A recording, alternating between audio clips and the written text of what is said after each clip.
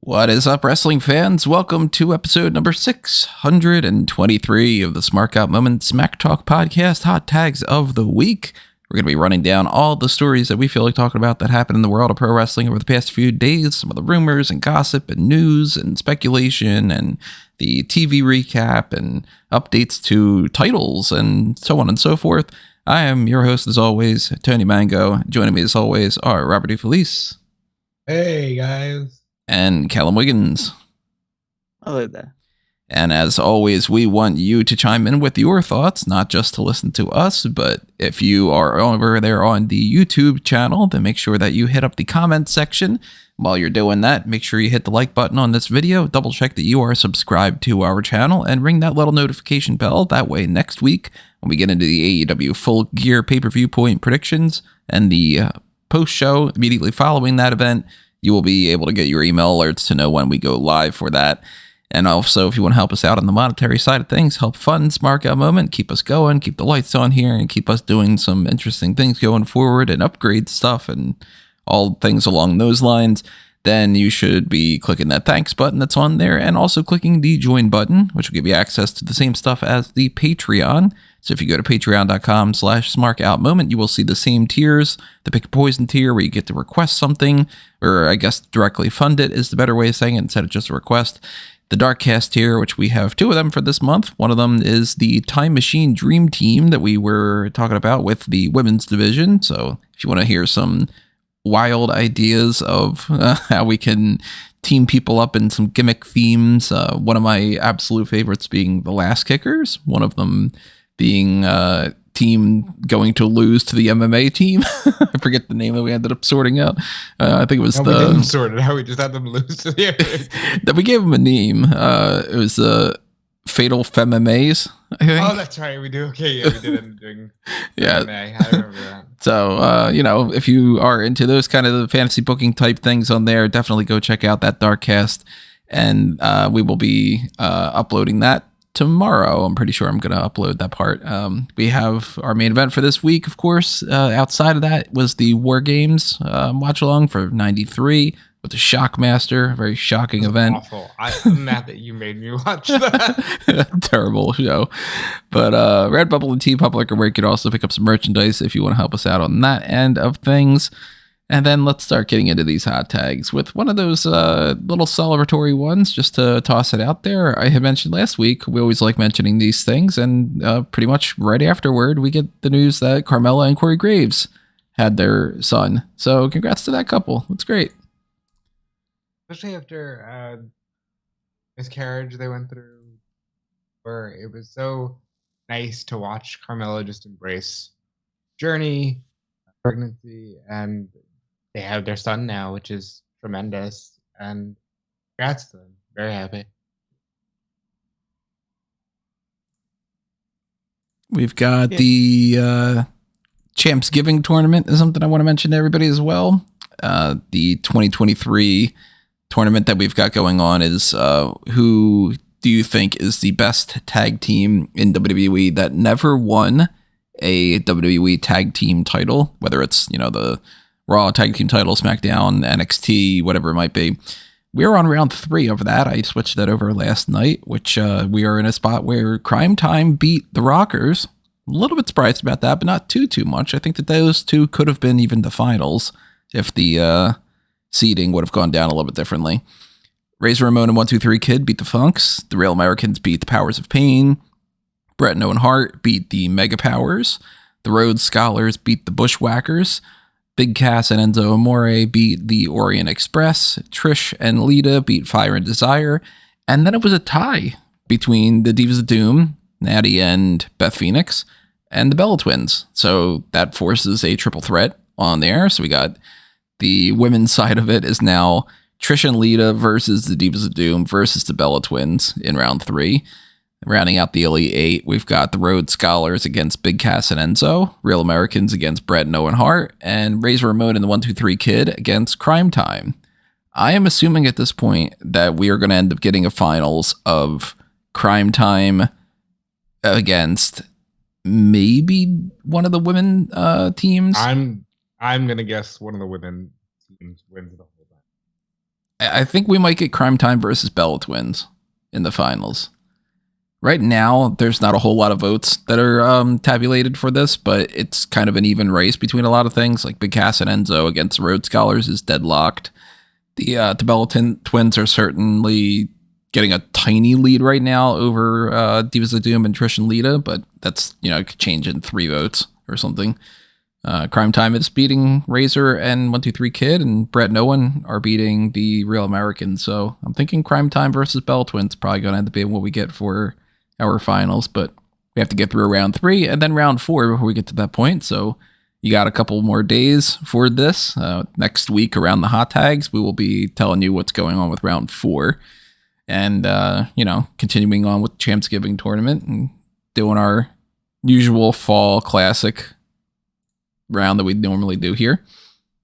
Do we go belt stuff? Nah. Let's go over to CW network stuff. This is actually not the CW network thing that I would think that we would be talking about after the last week where we were talking about the NWA stuff. I just assumed, hey, the next time we're going to talk about the CW is going to be about how there's confirmation about the NWA getting their deal. And there had been some talk about that they're not necessarily going to be on the CW network, that they are going to be on the app. And that's it, which is totally not the same as saying that. But now we know that NXT is going to be moving to the CW network starting in October of next year. And they are going to get a 70% increase to their rights fees. There's no information that I found online about exactly what they're being paid, but it's, for a 70. They're being paid last time. That was the problem. Yeah, so it's like they're definitely getting millions more than what they were the last time. A 70% increase is certainly not something to shy away from. But we're looking at a real big shuffle around here. Fox is losing SmackDown, and USA is picking it up. NXT's leaving USA to go to CW, and we still don't know what's happening with Raw. And for that matter, we still don't know what's happening when it comes to like Level Up and Main Event and that kind of crap. But we're assuming that Main Event's probably going to stick on Hulu and stay where they are. Well, yeah, I highly doubt shit isn't done until 2025. Correct? Right. I think it's 2025. So we got at least another year of Level Up on there. They could always change contracts, though. They could always go okay, well, we signed another deal in advance and it's going to be whatever, or people buy out other things, but nobody gives a shit about Level Up and Main Event. So why would that move? Yeah. Let's start here. I love the move. I think it's a great fit for the CW. We joked on this podcast, or at least I know I have talked to Tony plenty times off the podcast, but how the horrible acting on NXT is befitting a CW teen drama. And it's between that and Nickelodeon. This is the perfect channel for this brand, and almost makes me wonder if this is the real reason why names like Roxy haven't gone up yet, or like Cora Jade and Roxanne Perez screamed CW. It's going to be a really good fit. More importantly, WWE is returning. Well, I guess not returning because they have SmackDown currently, but they're going to be on network with this, cable with SmackDown, and I am convinced internally that it's probably going to be Raw goes to streaming, and they're going to cover every single one of their bases. I think one network, one cable, one streaming. Yeah, I think WWE has pulled off something really special here, and I expect the quality of the show to remain the same. Your mileage may vary on that, but this is a good move for NXT, and one I did not see coming when the numbers on USA at first were like, yeah, their highest demo are in like the 50 plus range. So you don't really think, oh, I know, we'll move to CW. That's where all the 50 plus watchers are. Yeah. But this is a good move. CW is trying to change their image a little bit, but not by too much. And it's going to take a long time for them to be able to change that, because they've been the tween type of, shows like Smallville and all that, and like the vampire shows and those we can't go rated R and really do the types of things, but we're going to tease that. We're going to be PG-13 version of the things that are going to drive those 12-year-olds crazy and then stuff. They've been like that for, nearly 20-something years. So they're at a point where they need to get a little bit into the CW sports if they really want to start tapping into that market. And this might be their transition for that. So it does make sense. But I just didn't anticipate that this was going to come, first off, because I just didn't think that NXT would necessarily move. I was still thinking that USA was going to get all three. But then with the NWA stuff, I was like, oh, well, then that would take them out because, they're not going to want to have two separate wrestling shows. Now it seems like that might be kind of in the shitter for them because of the cocaine angle or something, right? First of all, the cocaine angle is probably a huge issue. I don't think there's a world where we couldn't have had the CW, show like NWA on Saturday nights and NXT on Tuesday. It's not like it's an unheard of thing. But they did a cocaine angle on their pay-per-view, and whether or not that's just a scapegoat for what happened here, I definitely think it was going to affect the deal. They did a cocaine spot on pay-per-view, and it's just it's silly. And who knows where that brand will land? Billy Corgan is insisting that they still have 2 TV deals with the top 20 network. Maybe it's a syndication package. Maybe it's something like that. I don't know, but I can't believe that they did that and potentially ruined all of that for themselves. What is his top 20? On cocaine, Callum? Okay.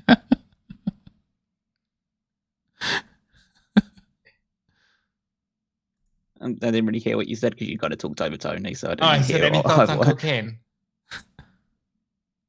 That's a hell of a drug. Supposedly, right? Yeah. You say that you couldn't believe that it happened. It feels pretty on brand for NWA for something like that to happen as soon as they got some good news. For them to fail that doesn't surprise me. But the idea that it seemed like it was kind of locked in my mind, and then that it's like, okay, well now we screwed it all up, and NXT's right there, I think it's. I assume that obviously the cocaine angle, whatever they decided to do with it, was probably a big red flag or a big immediate no happening. But it seems quite quick to go from that, which was only a couple of weeks ago, and then immediately NXT signed up. I kind of think that there's probably a good opportunity of they always were interested in NXT, and then as soon as that came up, this was that angle was a good opportunity for them to just immediately cut ties with talking to the NWA and just sign up with NXT, probably using it as a bit more of maybe a bargaining chip. I'd say, okay, we'll go with the NWA if nothing better comes along, but then NXT comes along and says, hey, we're looking for suitors for the new, for the show moving forward. Would you be interested in this? Because obviously you're going to sign up NXT over the NWA if you have the opportunity to do so. Yeah, there's no comparison between which one's going to get you more ratings. Yeah, exactly. So, this is a big turnaround for NXT after being slaughtered in the early stages of the Wednesday Night Wars with AEW. Pretty much in the last year or so, they're the hottest commodity in wrestling television right now is NXT. So, yeah, signing up to the CW network, it makes a lot of sense. Obviously, it doesn't mean anything to me because I don't have any of those channels, so it's not gonna affect my. Well, I don't watch it anyway, but it wouldn't affect my viewing experience one way or the other. But I think that, yeah, it's an indication that the show is definitely getting a lot of attention. It's also biggest indication of it is, as we mentioned before, with NXT being moved away from the USA and then going into the CW network instead.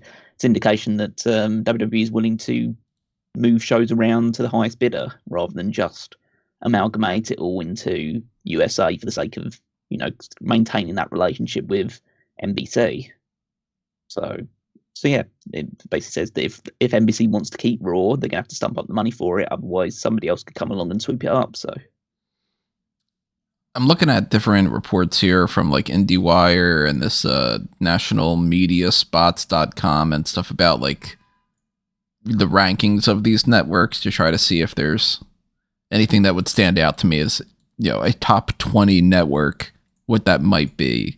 Because if we go by this nationalmediaspots.com thing, that's actually a 2019 list. And that's not really worth it. I can't seem to find anything for 2023, which is interesting that there's seemingly no reports online about this kind of stuff. Maybe they just don't really want to say that, but maybe they wait till the end of the year. Maybe, but even 2022, it's I'm not seeing too much about that. But at least with this IndieWire thing, they have the cable channels listed, and it's Fox News and ESPN and MSNBC and all. I highly doubt that they're going to Fox.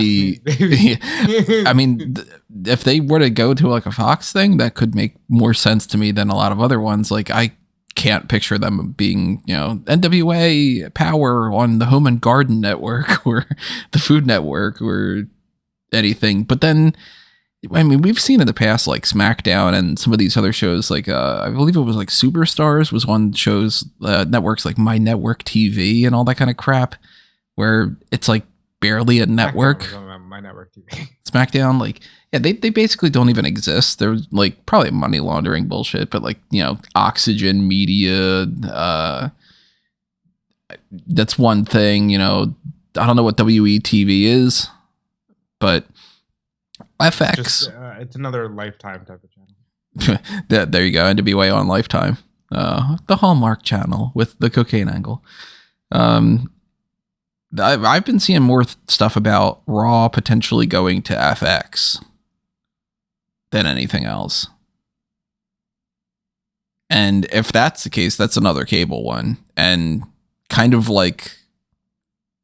backtracking a little bit from Fox being well, we're not really interested in SmackDown being on Fox anymore, but we can try to get Raw on FX and half-ass it, So I'm sort of hoping that that's not the case. Even though I wouldn't... Raw on FX would actually feel like a step down. It would be, yeah. I would rather them... I don't want them... if I have to pick my personal choice, I'd rather them just stay on USA. To just be I already know what channel to switch it to on Monday nights. And, it just seems like that's the home for Fox, for Raw. But if they were going to switch to another network, and it wasn't going to be, hey, we're going to be on NBC... or we're going to be on CBS or ABC or something that would be an upgrade, I'd honestly rather see them try a streaming thing and just see what happens. If it's not going to kill Monday Night Raw. Because they've never tried that before. Maybe it'll be something fun. I'd rather them do that with a different show than Raw. I'd rather Raw stick around with USA and all, but... I'm not interested in switching over to FX for Raw. I think that that's definitely a step down. And NXT moving to CW is weird, but it makes sense. And it's a step up. So it's you got to congratulate them on that front. And NWA, it doesn't matter where they go. I'm not going to watch it. They were on YouTube and I wasn't watching it. So, screw that. I think there's too much being weighed into this whole step up, step down thing. As long as it's a TV network that will pay them more money than what they're currently making, then it's a step up. Even if it's considered a lesser station, as long as they're getting more money for it, then it's not going to bother them that much. I mean, the bottom line, they're going to care more about that, yeah. But if they can get the optics to go with it, then all the more better. The reason we're talking step up, step down is because, at least over here, I don't... With the absence of shows like Sons of Anarchy and stuff, I don't really hear a lot of talk about FX. That is something that would intrigue me. I've always thought a wrestling show would flourish on there, and they have gone a bit grittier in the past. So I wonder if that would lead to something like that. Hey, we're FX, we do this kind of stuff, so get a bit more gritty. Maybe be a little bit more willing to push that TVPG kind of thing. As far as the streaming stuff, I definitely think it's worth talking about. We're seeing more and more of these platforms, even though they're getting worse and worse in terms of billing. We're seeing more of these platforms dive into live content. HBO Max has live content. I'm never calling it Max. HBO Max has live content. Disney Plus just live streamed Rock and Roll Hall of Fame. That was live streamed. They had a lot of 4-letter words on there, so it's not like, well, it's Disney, so you can't do that. You know, there's plenty of options out there, and I'd like to see WWE explore what they've got.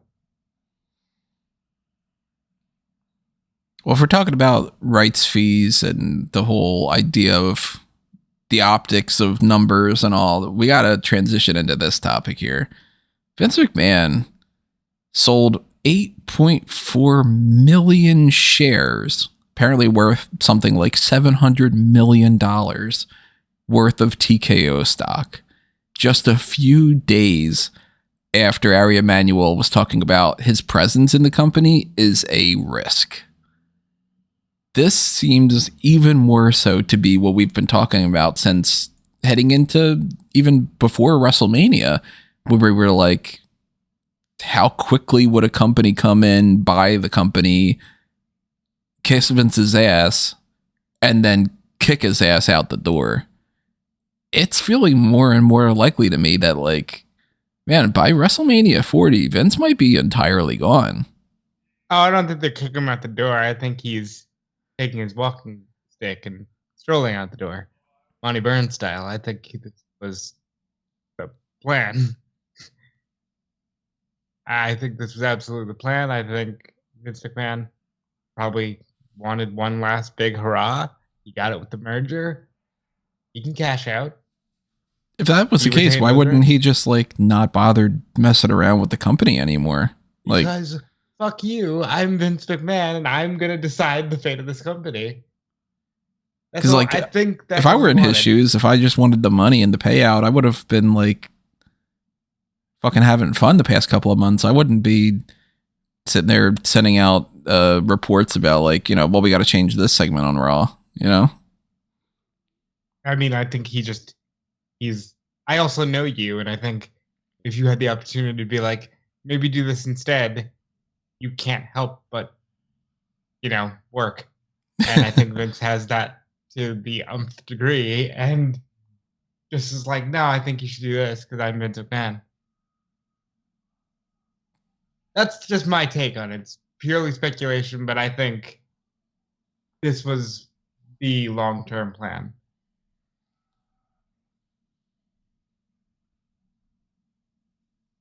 I would tend to agree to an extent that it probably is ego-driven more than anything else. Essentially, he was a guy last year that was forced out of his company due to reasons that should have kept him out of the company, managed to get his way back in, and then he's essentially, it's if he has to leave or it's his time, then he gets to decide how it happens. So he's merged with a company to be able to like be considered like a big deal, like make that one final big transition into being part of this huge new unified vision for TKO Holdings. And now he gets to sell a load of shares and still maintain a degree of control, but, you know, get a huge amount of money off the back of it, because that would probably be worth, close to $1 billion, maybe, somewhere around about that range. You know, buy a big place in Saudi Arabia and move out there and just spend the rest of his life there, probably. So, yeah, I imagine that it's primarily like him asserting control for as much as he possibly can now, knowing that realistically within the company's spectrum, because of everything that has happened in the past with him, especially in the recent past, that he would be considered too much of a liability to maintain a full degree amount of power. So he knows the transition is happening, but he's doing it in his own way while maintaining as much face as he possibly can. I really hope we get to someday, preferably soon, somebody just says the reality. Like, I doubt we're ever going to get it from Vince. I doubt we're ever going to get it from Triple H or Stephanie or something, but I would love for somebody who's in the know, like a Nick Khan, or, I mean, I don't trust what Nick Khan's saying if it's not, you know, whatever is going to work with the company if he's still working there, but somebody who's not in the company anymore and would know this stuff. There's a big part of me that thinks 5 years ago, Vince just said, I don't want to fucking do this anymore. And I don't trust Triple H and Stephanie and Shane. The ego element of it that we've talked about, and Callum's just mentioning about like ego driven, that kind of thing. I think that there's a good chance that Vince was like, I don't trust them to run this company in the future. And it's weird to me for me to step down and to just hand the keys over. I need to make the killing blow. And not necessarily the killing blow, like, oh, we're going to cease operations, but like, I need to end it. And I need to be the one that does that because it's built with me and it needs to end with me in that kind of way, at least in some sort of poetic terms in his mind. And then Nick Khan has always felt to me like he's been brought on as like a shark, like the dude that they brought on to specifically facilitate trimming the fat and selling things and just corporatizing it even more and moving on into this new era of like, it's not WWE as like a family business anymore. It's just a corporation. And Triple H and them like, yeah, you can help run this, whatever, but we're just like, I guess like a good way to be like an analogy. This is a really stupid analogy, but it's the first thing that came to my mind. Like the way that like an Olive Garden used to have the logo switched over into the modern graphic design. And then you see a lot of other graphics these days being just like, yeah, we're going to make typeface. And it's just bland because we're just company. We're not any identity anymore. We're just company. I think that there's a good chance that like 5 years ago, Vince McMahon was just like, I need to sell this company and I need to just wash my hands of it. And maybe he did reach a point with the pandemic and all. I mean, those cuts that we saw in 2020 and 2021 and all, they were brutal. And they've been making record profits every quarter for so many years and still constantly cutting costs and still doing whatever. We're seeing more and more with these companies these days of like David Zaslav with Warner Brothers Discovery. The whole Warner Brothers Discovery thing doesn't make any sense to me at all, as far as like they constantly change their ideas of what they're going to do. And then they merge with Discovery, and then it's like Discovery is the big thing instead of Warner. And now there's all that talk about like that they might sell to Universal. It seems like every company just wants to trim the fat and sell. They want synergy, Bunny. That's all they want. They want to just achieve greater levels of synergy. And other buzzwords. We want homeostasis for our brand and all that crap. But like, I do think that there's a good chance that Vince was just sort of like, I don't give a shit anymore, and this XFL thing pisses me off, and I want to build that up as much as I can to make as much money as I can to sell, pass it over to somebody else, grow a stupid mustache, dye my hair, and just be done with it. And I don't know what else he would do, but sooner or later, if that is the case, he's got to just go away. Because you can't continue to be somebody that's in charge when you keep selling your shares. You can't be a majority shareholder when you're not the majority shareholder anymore. And when you are not the majority shareholder anymore and you lose that power, then what are you doing around here anymore? And there's a lot of talk about, I mean, how quickly right after this whole Endeavor thing did we start getting into the whole Endeavor wants to sell? And it's like everything just, can we pass the buck to the next sucker? And I'm not an economist. I don't have a degree in that kind of stuff. So I don't know if this is some kind of like, it makes sense the way that, that, hey, if you do this kind of a merger, then this is whatever. I don't know any of that kind of crap. So I can't speak on that. And if anybody is, drop your comments and, fill us in and enlighten us on that. But it just seems like it's more brutal and cutthroat these days. Like this, the whole world and the economy in this just decided a couple years ago, the only thing to do is to reach a certain point where you can sell and then just disappear. And I don't know. Vince sticking around after WrestleMania 40, I'm thinking it's less and less of a thing. And it annoys me because then I go like, man, isn't there like a personal touch to anything anymore? Like, I wish a couple years ago we could have known that this was going to happen so we could kind of have the context and then look at things in those couple of years through that context lens, you know? Yeah. And I wish that we could get somebody come out and say, yeah, Vince was talking in like 2019 about how he was done and what we've been setting up all these years, and we couldn't talk about it because it would influence the sale that we were trying to get. I want like a Pritchard to just go, Vince. He'll never tell the truth. Probably not, but like, yeah, we want someone who knows and is going to tell the truth. Let's go to Bruce Pritchard for the information then. Somebody that would be in the know. I mean, you know what I mean? A Kevin Dunn type, or like a. I mean, obviously, I would want like Vince and them to actually say it, but like somebody who could know the actual true 100% behind the scenes thing. I would love for somebody to be like, yeah, I spoke to Ari Emanuel over dinner and he was like, man, I can't wait to get Vince out. Or like something along those lines. Any of that crap that's not wrapped up in corporate speak bullshit. I want to know what the hell's happening because this whole year has been such an up and down crazy mess. Or 2 years, I should say.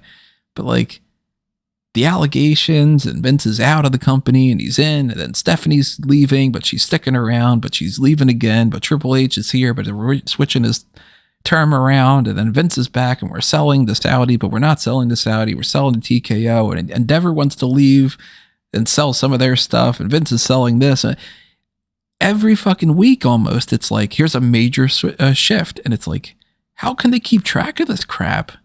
Is it that nuts behind the scenes that they're all just fly by the seat of their own pants? Whatever happens on Tuesday, we're going to switch the company around like crazy? Or is it like, am I so blind to the way that these major merger economics type deals go that I don't see that there's like a chess game? You know what I mean?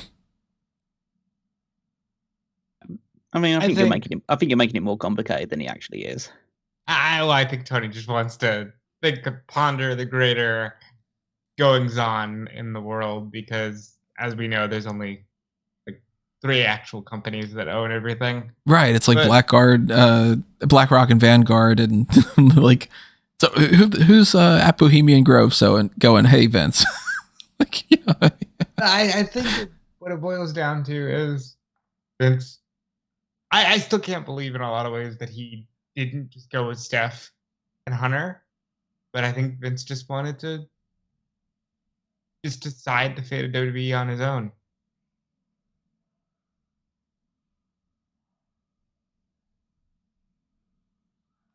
We're living in weird times. Yeah. I want to know what Bashar has to say about this. For anybody who knows who Bashar is. Well, if we're just guessing this type of random ass, next week the big story is this or whatever, toss out a prediction. What's the next story in this Endeavor, TKO, Vince McMahon, Triple H, Stephanie, Shane, Nick Khan, whatever fiasco? What's Vince the next? Retires again, and Stephanie steps back in. When do you think that would be? If you're tossing that out there. By February. Cal, what's your random prediction for the next thing? Vince sells more shares and just maintains a minority shareholding until he dies. That's kind of, again, I don't know why you think this is all so chaotic. It's really not. It's really not that. It doesn't sound that chaotic to me. It's just a case of, like, last year Vince got called out for all the stuff all the allegations, and so he had to leave. Because as far as I'm concerned, if those allegations had come out, Vince is just still in charge of a WWE entity right now. Yeah, they don't do all this merger. Yeah, all this stuff happens because of that one thing coming out. So the idea of like Stephanie potentially coming back in, or no, Stephanie's probably done forever. I think it's like, you don't say forever at all, but in these things, but it seems a good likelihood that she's probably just done, or she's done as long as Vince is anywhere around. And yeah, it's now just a new entity with TKO Holdings. So it's whoever's probably Nick Khan is the next one who'd be the real helm of WWE once Vince is like done with the company. So yeah, it's probably going to be way more straightforward than a lot of people potentially expect. Yeah, I don't foresee Nick Khan sticking around too long, because I think he's one of those guys. A lot of these businessmen, they come in, they shake some things up, and they move on. They get hired by some other company to do the same thing, and they. Yeah, because that's the game for them. If that's the case, they'll find someone else from within Ari Emanuel's inner circle to be in charge of it. It's not going to be Stephanie or Triple H running. Oh, there we go. Dana White owns. It could be. It'd be well, if it's not Nick Khan does move on, then it'll be someone who is just like Nick Khan, or in the same kind of mold of Nick Khan. I highly doubt that Triple H or Stephanie will ever be like the main fixture in WWE moving forward. I think Triple H is going to stick around as like the creative guy, but it's basically that middle management, assistant manager type of, obviously it's not assistant manager. It's like dealing with a fucking Walmart or something, but like that type of like, well, you can be the one that's running all the shit that's actually happening, and then we're the ones signing these stupid papers backstage and all. But I'm thinking one of three things is the next big story, because I do anticipate more shares are going to be sold by Vince as like one of the next stories, and it's just going to be, well, it's a continuation of this story. But I think it's going to be one of three things. Either Vince sells enough of the shares that he becomes a minority shareholder and loses a vast amount of his power, and maybe even potentially loses his seat on the board, and they replace him with somebody. Because this idea that they keep talking about, this risk of like, hey, him being like a prominent person in here is a risk to us. I could see them being like, no, he's going to be involved in some fashion, but he's just a minority shareholder, and replacing him is person X.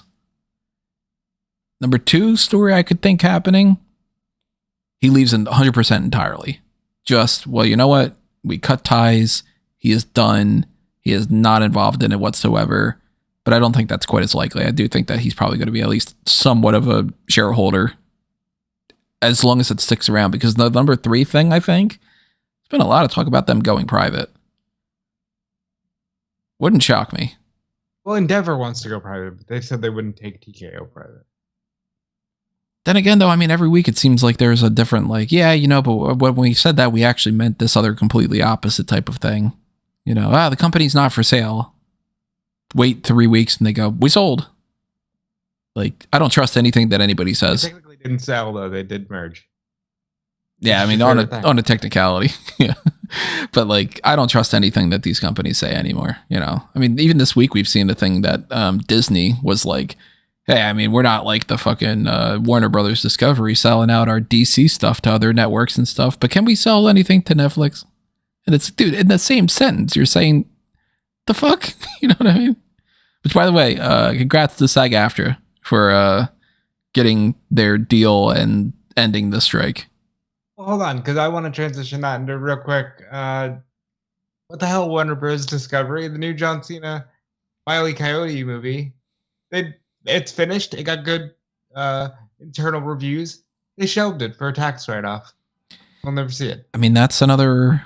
That Warner Brothers Discovery thing, they just keep making these money switches with like, let's make a movie and then not release it ever because it's cheaper for us to just write it off. Like, there's got to be some kind of weird ass tax loophole.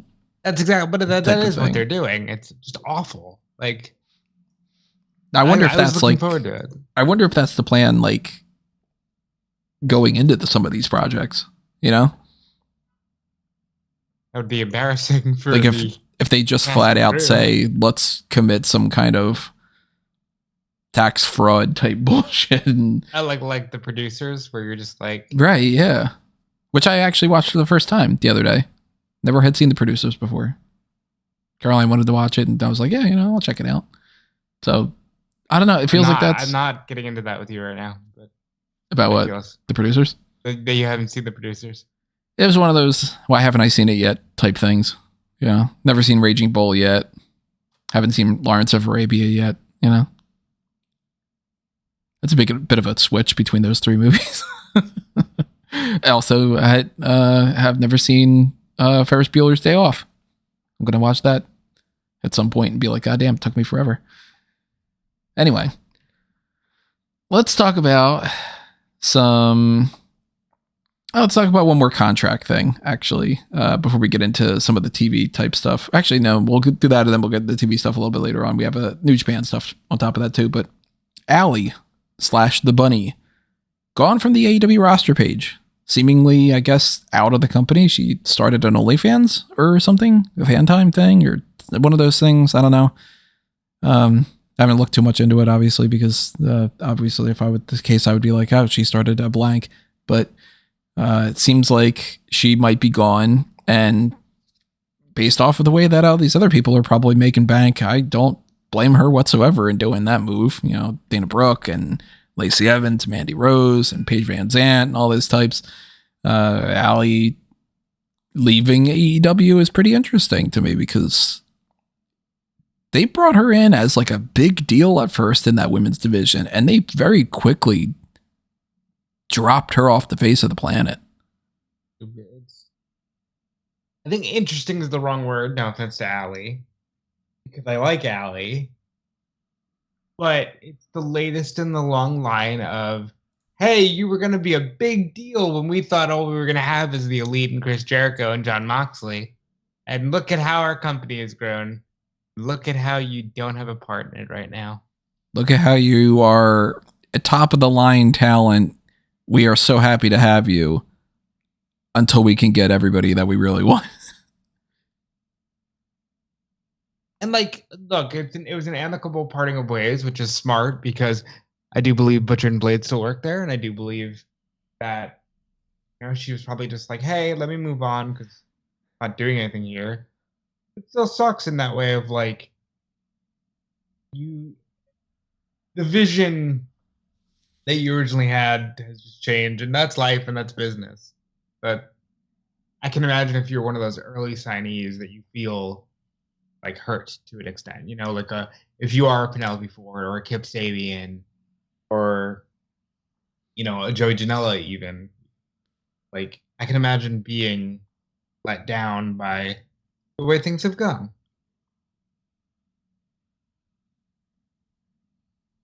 I mean, I think at the end of the day, if both parties are happy to transition onwards, then I don't think it's too much of an issue. I'd say if she's now started up an OnlyFans account and is utilizing that, she could easily go back to Impact because they don't mind resurrecting dead characters. Which is to say that she died on screen in Impact, and so they just bring her back to life. Mm-hmm. But I think that's probably a route that she could go down as well. And yeah, as I say, she wasn't being utilized a lot in AEW. She was injured quite a lot of the time, and when she was used, it wasn't, it didn't really capture that much attention. I think the biggest thing that she ever really did during the time in AEW was that short team with Brandy Rhodes and the fake romance angle with QT Marshall, and then was basically just like the Butcher and the Bunnies, the Butcher and the Blade, which obviously the Bunny, Butcher and Blade's valet for the most part. She had a couple of good matches here and there. The one that stands out is the tag team street fight with her and Penelope Ford against Ty Mello and Anna Jay, which is probably one of the better matches in all of their careers. But yeah, I think that the women's division is going in different directions. Obviously, we've got a new signing that we'll talk about when we get to the Dynamite review. So yeah, I think that it seems like the right decision all round. I'm looking at the roster page right now, and I mean, there are still obviously a good number of people that had been there originally from the start of the company, and there are people that are brand new and so on and so forth. But as defeatist and pessimistic as it sounds to say, I look at a lot of the people that are on this roster page that have been around since the start, and I go, there's a ticking clock, man. Like, we haven't seen a lot of them in a long time, and there's been more moves this year for Tony Khan to, like, not sign people for another extension of their contract. Not to necessarily flat out release them, because he doesn't tend to do that, but, like, this year, at the very least, we know Allie, Leva Bates, and Vicky Guerrero on the women's division, but also AEW and WWE. It's fucking frustrating as all hell. Like, they don't specify who's actually on the roster, and they don't specify who's been released and stuff anymore, so it's impossible to track this kind of crap. This week alone, it's been like, oh, these like 5 NXT people have been released, and I didn't know that. But like Jade Cargill and Sonny Kiss and Fuego and Brock Anderson and Brian Pillman Jr. and all. There's been, I think, more people gone from AEW this year than any other year, if I'm remembering correctly. And I look at a list of, I don't want to call out every single person, but like, Rebel is probably not going to stick around. She's not doing anything, and they don't seem to really ever want to do anything with her. She's got a career track record of 11 matches over the history of in AEW. Clearly, she's not a wrestler, and if she's not even a manager anymore and all, maybe she's doing that backstage stuff. I think she was like the makeup person or something initially. Yeah, so it's like maybe she ends up continuing to do that and just sticking around in that capacity, but I could see them getting her off the roster page or whatever. I still don't understand why Paige Van Zandt is still on the roster page. She's been gone for months and months and months. I don't think we're going to be seeing a good number of these people anymore. And that's not even just in the women's division. I mean, the Butcher and the Blade, probably a ticking clock on them. I think that a lot of the originals, like even Best Friends, might not stick around forever. And Scorpio Sky and them, it's weird that that's the case. And again, if you tell me to look back in 2020 and say the state that we're in right now is WWE has been sold and then merged with TKO and this whole Endeavor thing, and this is the situation that we're in. And Cody Rhodes, by the way, is like, who knows if he's going to win the 3 championships that Roman Reigns has been holding, because we have a belt for him to hold, so he's not carrying 2 belts, and then we have a 3rd world title, which isn't the world title, that's the world title anymore. That's baffling enough as it is.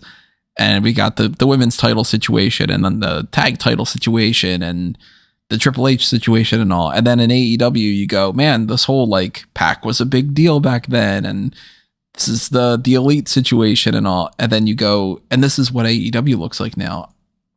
It would baffle me that this is what the 2 companies look like compared to they were 3-4 years ago. I don't know what we're going to get in the next 2 years. I don't know if I have the energy for it. I'm an old man. You gotta stop switching this stuff around too much for me. Clearly, it's throwing me for a fucking tizzy. But the Allie thing, it's a little disappointing to me. I mean, I wasn't like, thinking that she was going to win the AEW World Championship anytime soon, but the more that we see this transition happen, the more that I kind of just want those people that had been at the beginning of AEW that didn't get a real fair shake of things to just go back to WWE or just go elsewhere. Like, what's a Sean Spears going to do in AEW anymore? Can he be a bigger deal elsewhere? Go somewhere else. Can he hang around a bigger deal elsewhere? Can he hang around in WWE, make a little bit more money, and be in the exact same position? Go to WWE and do that. Be a tag team guy. Like, I want these people to succeed, and I don't like them being in, whether it's AEW or WWE for that matter. Certain people should be moving between these companies. I wish we could all sit down, have a spreadsheet, and just be like, where can everybody succeed? But they would essentially, they'd just go between the companies and just end up in the same position probably they are now, just in the other company. It's why you need other companies to succeed. Because if you do want these people to be in prominent positions and be pushed and be treated as stars in a promotion, you need more promotions. Yeah, for some of them. I mean, obviously there's a good chunk of people that I don't see any value in. And realistically, if somebody, I'm not going to point out, the people that I think are garbage, but like sometimes when people get released, you go, yeah, I get it. And then you don't really want to see them go anywhere else because they're better off working a different job, or they're better off being a producer in pro wrestling instead of a wrestler or whatever. But like, I don't know. Some people, it just seems kind of sad to see them stick around for a long time, not get anywhere, and then maybe they could go somewhere else and be in just the same sort of spot or a little bit higher or whatever. Allie isn't the type that I would think if she goes to TNA that it's like a big game changer. But then again, I don't really follow it, so maybe I'm not the right person to say about that. If they would use her and she would be actually considered a bigger deal there, like, yeah, go there. Help them out, Yeah. You think that's where she's going to go? Maybe. If she chooses to stay in wrestling, I would assume she's landing in TNA, because I think that they're going to have some nice surprises for Hard to Kill, and she did die on screen, so that would make her hard to kill. I like that you're feeling very, like, just big brain thinking, like you're just pondering on these like massive things instead of focusing on like, yeah, they let go of Allie, which totally sucks, but it's also just, like I said before, in line with so much that they're doing. It's just unfortunate in the sense that, like, if you bought into that original vision, you probably feel slightly disappointed. I did see a lot of the, Allie's great and she's going to do great. And I'm not going to deny that or slight anyone who said that on social media. I would just like to say, as I always feel, support them while they're there. Say these things while they're there. And if you really feel that way, say it from the top of your lungs. Because maybe then they would do something. Yeah, don't wait until they're released to say that you're a big fan. I would also like to say that I think Butcher, Blade, and Bunny, and even Kip and Penelope, because they're utilized mostly in this way, but they're such a good, like, henchman act. You know what I mean? Like, you stick them with a major heel, and it's like they're just the bad guys for Batman to beat up. I like it. I think it works. Like it's something that more wrestling promotions need, because not everybody can be a top star like that. So I think they missed the boat on them a little bit. Assuming that. Go ahead. No, you can finish out your thought. No, just assuming that Butcher and Blade are eventually going to go the same route. There is a part of me that thinks that if everybody in that fivesome, I mean, not even necessarily that you'd have to stick around all five of them, but like that group of five that you just mentioned, if they were all younger, they would fit so well on a CW version of NXT. Well, yeah, because again, they're the people Batman beats up, and CW hosts all those shows. I mean, 36 is not like, ancient or whatever. I'm 36. I feel ancient, but like Allie, if you took Allie, she's a cute girl. She's got, a track record behind her of being in multiple different companies and all. If WWE sees that as too old, which they do for some people, and they do for other people to get like a break when it comes to that. They're very much like, hey, a 32-year-old is too old for this person, but then a 35-year-old is perfectly fine for another person. So you never really know. But like, say Allie is in the position that she's in right now, and she's 26 instead of 36. I think that they probably would be interested in picking her up. And Penelope Ford the same, and Kip Sabian the same, and all. I don't know about necessarily Butcher and Blade, but like, I could totally see them working as like henchmen for Joe Gacy or Karrion Kross or something. It'd be kind of fun. I don't think there's any chance at all it happens, but if we were going to be like mock draft fantasy booking things and stuff, like I'd put him in that kind of spot. You hit the nail on the head. If I was mock drafting just people, I'd probably take Karrion Kross and Scarlett and make them the top of the villain organization, and then you have your ranks of henchmen. And like, yeah, again, because you do need those people, and you do need all these promotions to succeed so that these people can have roles they're good in. That's the one thing I don't necessarily agree with you just being like, yeah, well, maybe Shawn Spears just goes back to WWE. Like, if he was smart and saved his money, probably not, because you really need to sit around and do nothing. At least with AEW. Is he doing anything in AEW? When's the last time we saw him? He's probably coaching, Hey, coach in a performance center.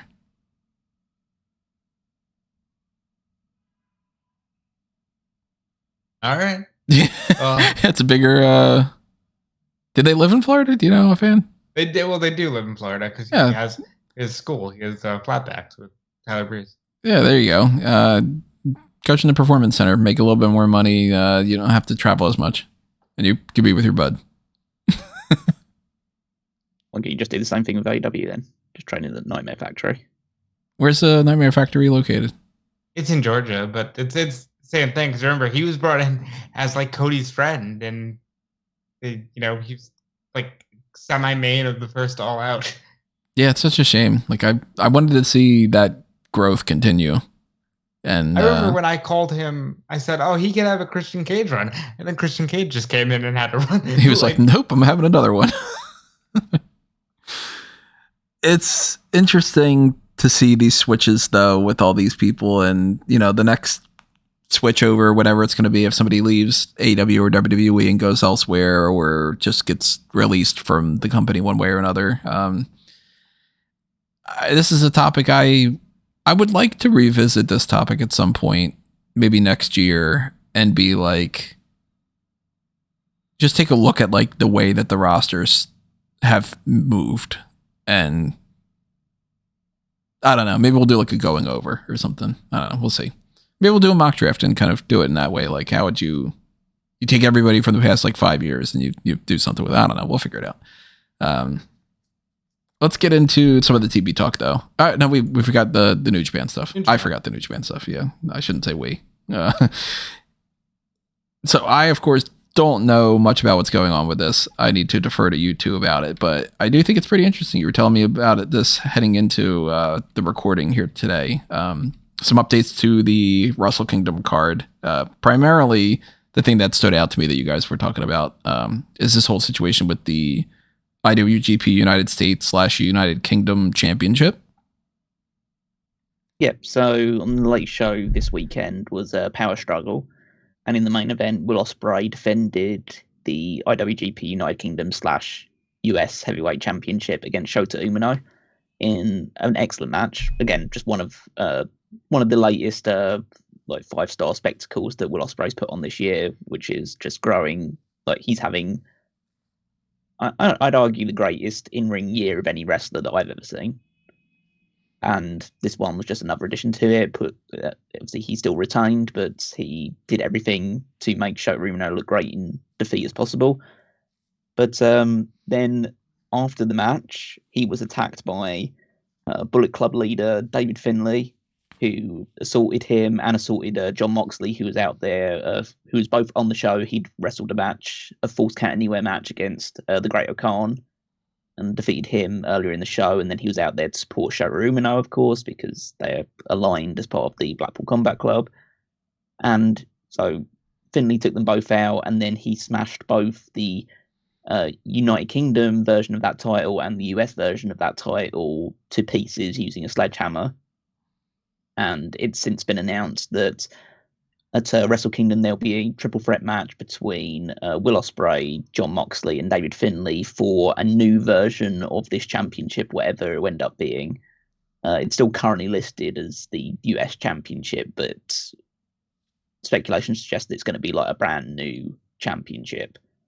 But yeah, that's the latest, one of the latest matches to be added to Wrestle Kingdom, which is now starting to take shape pretty much. Obviously, there's only 5 matches announced so far, But that was one of the two biggest stories to come out of that show. The other one being that there was a video package after the Never Openweight 6-man tag team championships where Okada, Tomohiro Ishii, and Hiroshi Tanahashi defended it successfully against Zack Sabre Jr., Mikey Nichols, and Shane Haste of TDMK.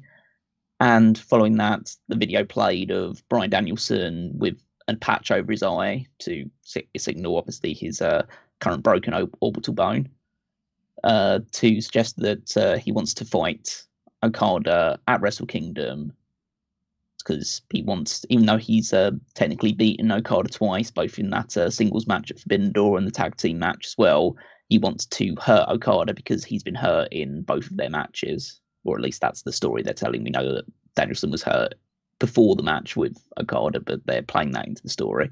So yeah, two of the new matches we know for Wrestle Kingdom following this show is Okada versus Bryan Danielson, their second one-on-one match, and then Will Ospreay versus Jon Moxley versus David Finlay for whatever this new championship is going to be. So the Danielson thing's not surprising, other than the idea that his injury could have gotten in the way of that, and they're still going with it. So either that means that he's like, hey, I'm signing a waiver, I'm doing it no matter what, and I'm going to be risking it.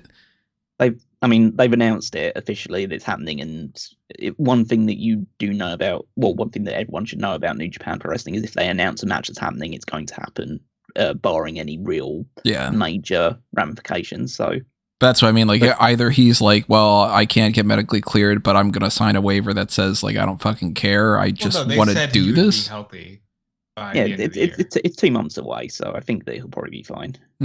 He wrestled the tag team match with that injury, so because apparently that happened before. The best wrestler in the world, not a joke, and gets injured in a collar and elbow tie up with Andrade. That's what happened. That's what that was. Yep. Huh.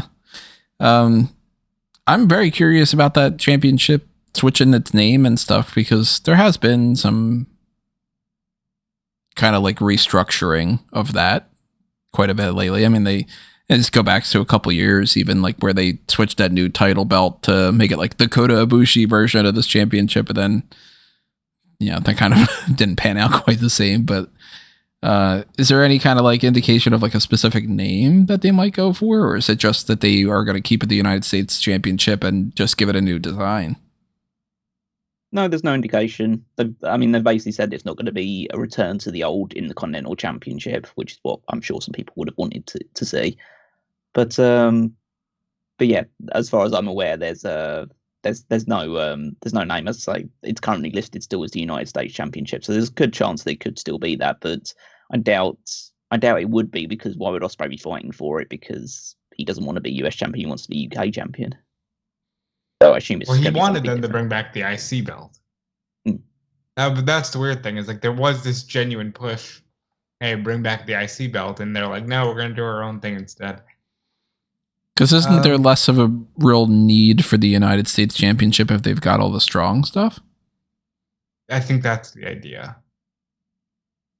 Yeah, I mean, there's no real need for that title for the most part, but it's just whatever they decide to replace it with, because they've already replaced the World Championship with the new lineage that it has now, and so I don't like that, by the way. No one does. Fundamentally, I came out of this show and then I listened to the Super J podcast, which is like one of the go-to things do you listen to, like the more in-the-know people about New Japan stuff. That's definitely a podcast we're following if you are interested in New Japan. And yeah, pretty much the whole vibe around New Japan is pretty similar to what a lot of people's vibe toward AEW is right now. It's a cold company that's making a lot of questionable decisions. Having a three-way match in any instance in a New Japan show is pretty weird, but you never see three-way matches that often. It's like I think the last three-way match that I remember happening in New Japan was Omega versus Rhodes versus Ibushi from like 2018, 2019, something like that. So yeah, they don't do three-way matches, and they probably think that this is a bit weird for them to do. I mean, the other matches that are currently listed for Wrestle Kingdom, so you have the Okada Danielson match, which you hopefully doesn't see Danielson get injured again. Hiromu Takahashi versus El Desperado for the Junior Championship, which is, it's a fine match, but it's probably the same IWGP Championship match we've seen, Junior Championship match we've seen. We probably see that match at least once or twice a year because they haven't made anybody else that's a star in the Junior Championship outside of these two for the last 2 or 3 years. So they just always come back to this match. Got the Bullet Club War Dogs versus Catch 22 for the Junior Heavyweight Tag Titles, which is, again, it's a fine match, but it's there's no real advancement or development in that division whatsoever. And then the main event is Sonata versus Tetsuya Naito, which is probably the coldest main event match that's ever happened in Wrestle Kingdom history. Nobody cares about that match beyond the fact they just potentially want to see Naito win the title again. But apparently Naito's been having issues with his sight recently. So there's not worries about the match being able to take place, but there's worries about his long-term positioning as a top guy in New Japan. So, but yeah, I think that at the moment the overall, just from people that follow New Japan more closely, I think the overall sentiment towards Wrestle Kingdom is that it's a pretty blah show at the moment. What would you say the equivalent of the Sonata and Naito thing is on WWE terms, if you had to replace them with two people from WWE? I'd say, let me think. Need to look at the WWE roster a little bit. As far as it being a cold, it's just these two guys. They're main eventers, but who cares right now type of thing. It's The Miz versus Randy Orton. No, Randy Orton's too big for that. It'd be Seth Rollins versus The Miz probably. Because Seth is cold as Oasis a champion right now, I think. Yeah. It's basically. I mean, Seth versus Drew would have been a good comparison point for it. It's not like that's not the reason you're going to see Crown Jewel. You're there to see Roman Reigns, whoever he's facing. In fairness, it's more like LA Knight versus Seth Rollins for the world title. No, but LA Knight's over. Again, I would say Naito's over. It's just but Naito's kind of one of those old-fashioned over type people in the sense that LA Knight's currently a hot property and people chant throughout his thing, whereas Naito is, he's probably no different in positioning than he was 5-6 years ago. But essentially when LIJ formed, he's pretty much just maintained a similar level of popularity. He already had his big crowning moment becoming world champion a couple of years ago in that when he won both the Intercontinental and World Championship on the same night. That was his crowning moment, and they've just gone back to him because, he used to be in the same faction as Sonata. Let's have them fight for the World Championship, even though Sonata's been is one of the worst champions they've ever had. I think it's pretty safe to say at this point. He's been champion for over about 8 months now, and 216 days apparently. Yeah, and it hasn't worked at all for them. He is. No one cares about Sonata. No one cares about Just Five Guys and all this stuff surrounding it. It's just, it's been a huge swing and a miss, and they haven't deviated enough. The biggest issue of New Japan right now is that they are being very, very cautious about pushing new people, which I think and that's kind of been their motive for a while. But the last time they did push someone, probably quicker than most people would have expected, it's Okada, and it worked out great for them. He was the forebearer for New Japan's hottest period in the company's history, and now they've got a lot of really exciting young talent like Shota Umino and Yota Tsuji and Yu Uemura's back, and there's a lot of hot prospects in New Japan that they could really do something with, but they are insisting on pushing the likes of David Finlay, who's fine, but he's just fine. He's a C+ player they're trying to put into an A+ role. They're trying to push Tama Tonga, who, he's fine, but he's, again, nothing special. And trying to do stuff with the House of Torture, which is just a load of bullshit in matches, which is just not entertaining for people that know New Japan for being the very strong style physical matches. They don't watch it for, which is just a match of 4 or 5 people interfering at every opportunity they can get in a match. That's just, yeah, they've done a lot to make people to sour people on the current product and the current like management structure, to the point where there's probably a lot of people that are wanting for a change to happen at the top. Like they probably need a new booker or something. You heard it first. Yeah. Booker T going over there. That's their new booker. And no. Yeah, I think we've seen this kind of trend going with New Japan. I feel like ever since the formation of AEW, they had gotten it back a little bit, but between the formation of AEW and the pandemic, New Japan doesn't have the vibe that it once did, and people don't like Finlay. Everybody that I talk to just doesn't like Dave Finlay. Not in like a, oh, he's getting heat way, but in like a, not to bring the stand up again, but in like a Miz way where people just don't, they don't want to see him wrestle. And he's being pushed above his station. He's the leader of Bullet Club, and he would arguably be in, like, if he was back at the height of Bullet Club, like when either Omega or AJ Styles was in front, he'd be, probably 4th or 5th fiddle further down the line. And now he's in charge of it, and fundamentally there are people in that faction that are better placed to be the leader of Bullet Club than he is. I'd say Gabe Kidd and Alex Coughlin are both more interesting people to lead that faction than he is. And yeah, it's just a case of a lot of the stuff right now is not attracting attention. It's reflected in the ticket sales. Their ticket sales have struggled for the last year or so as well. So they are.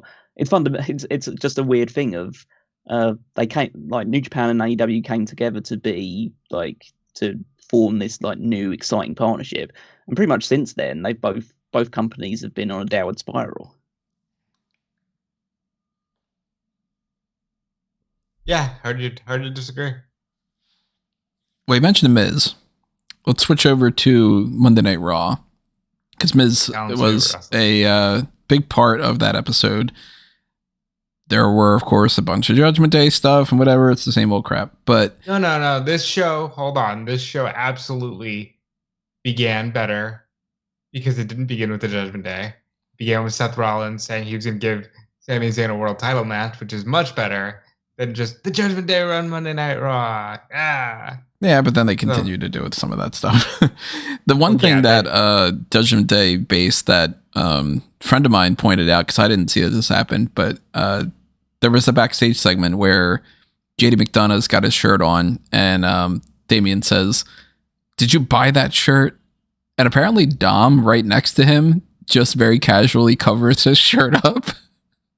As if, like, I don't want Damian to yell at me for my shirt, too. I'm like, oh, man, I love Dom. But they did a thing that was really weird at what happened on here. And the more that comes out about it, the more it seems like it might make sense like this. But there was a number 1 contenders match for the Intercontinental Championship, Fatal 4-Way. Bronson Reed, Ivar, The Miz, and Ricochet.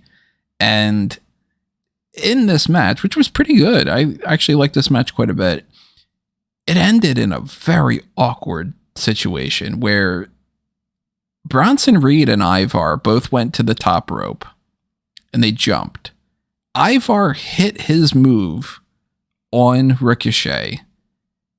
Bronson Reed missed his from The Miz. Miz rolled up Bronson Reed. Ivar pinned Ricochet, and the referee counted for both the pinfalls. He counted 3 for The Miz. He counted 2 for Ivar because Ricochet kicked out, and immediately was saying, no, this isn't The Miz's win, and that's what he's going on. And the commentary team is sitting there going, well, did Ricochet kick out? When it's pretty obvious that he did. Now it seems like this story might be that there was a botch where Ivar landed on Ricochet in a way that he could have a concussion, and he could be in concussion protocol. We're going to mention that term again a little bit later.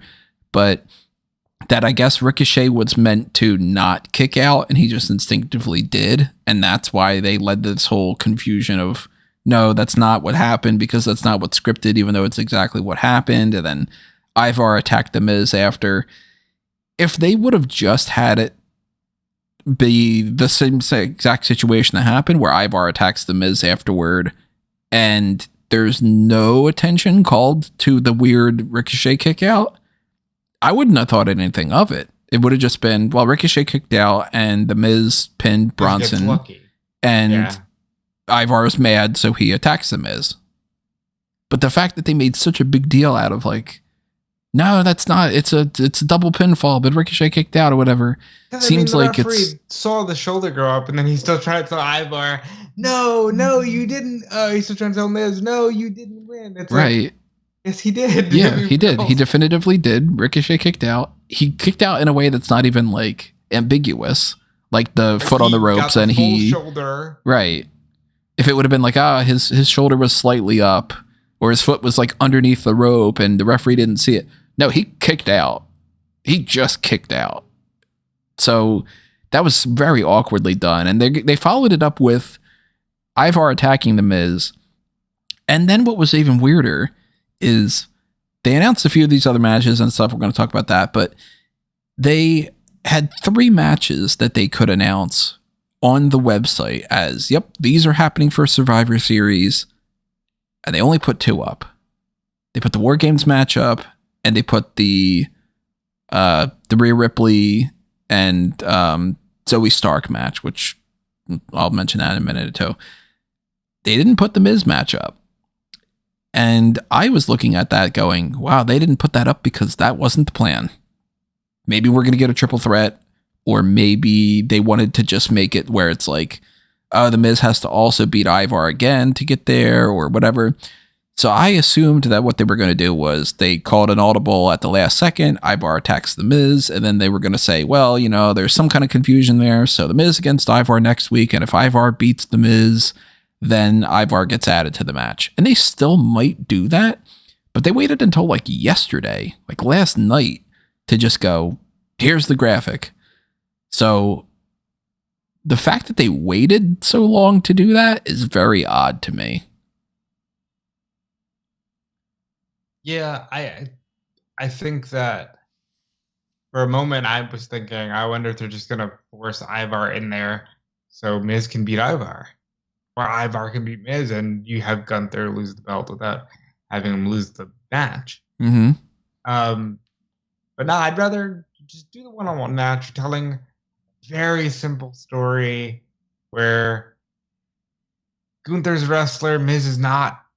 He's an entertainer, and even though it feels like we've seen enough of those stories, it works here.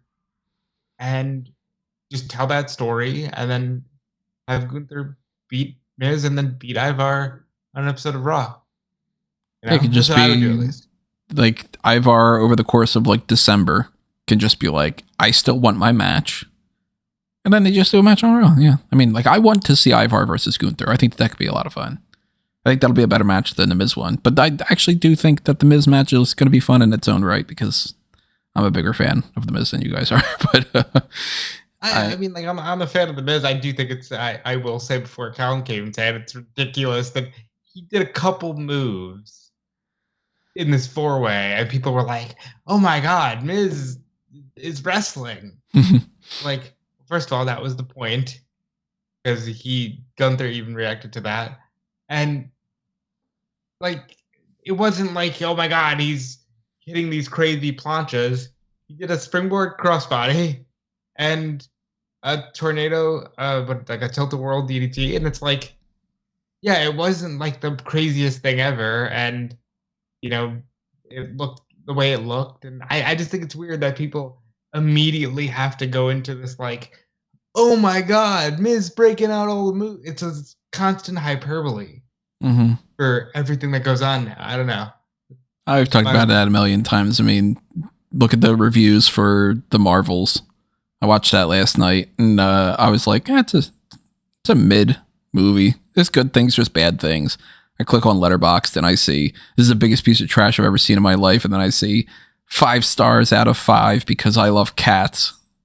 And I'm like, fuck you. Like, goddamn, man, It doesn't always have to be like, oh man, I can't believe they're calling this wrestling. I gotta speed it up. 1.5 speed, or like, oh my God, Miz is such a great wrestler. See, he can do. It's like, does it always have to boil down to this? Mm-hmm. Sorry, I know I'm way off track. It's just like, it bothers me that it can't just be. Yeah, it was a fine match. Good match. Miz wrestled more than he normally does. Miz is good at the talking more than the wrestling, but he'll put on a better show than he normally does. Good at, pretending like he can do Daniel Bryan's moves, and he's been doing that for a while now, and it's okay. And it's like, yeah, stop it. Like, it's not the be all end all of every event. No, yeah. But this whole Ivar thing is very weird, and it sucks that Ricochet is seemingly out of action for a concussion, because that obviously never want that to happen. But at this point, the fact that they put the graphic up makes me think that they are sticking to just the Miz versus Gunther rather than incorporating the Ivar in there. But it's a possibility. They could very easily just announce on Monday Night Raw, hey, if Ivar beats the Miz, he gets put in here, and then it becomes a triple threat.